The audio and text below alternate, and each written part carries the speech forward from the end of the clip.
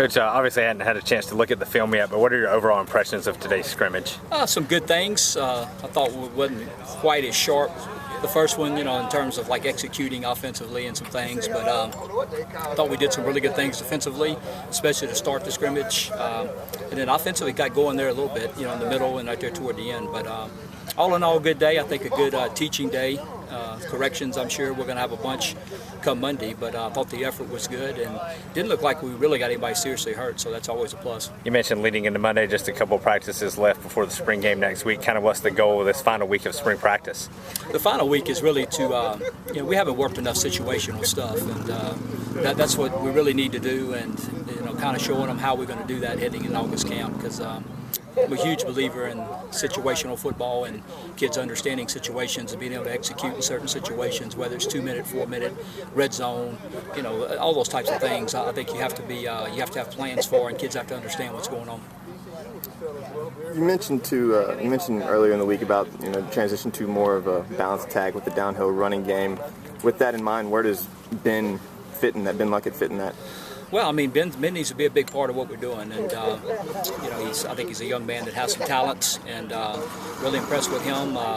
Watson is doing good. The Vaughn kid, I think, is running hard, and Marcus Kane was actually doing really good. Tyler Kane, excuse me, was actually doing really good, and he turned an ankle the other day in practice, so we held him out. So with those guys and the 3 guys that we signed, I think we're going to be fine.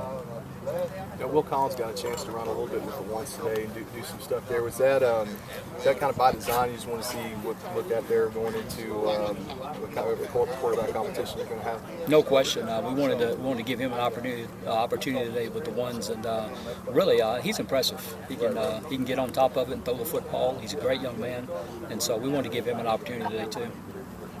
With so much seniors leaving from last year's defense, guys like Trey Hunter, the importance really seems to kind of fall on them for veteran leadership, and especially being a hometown guy. How much do you think he's getting ready for his senior year? He's working hard. He's a great young man who is, since day one, I was introduced to him, and he was up here all during the holidays. He's definitely bought in. He loves it here, and he's a good football player, and he's a super young man. So I think we can definitely build around him.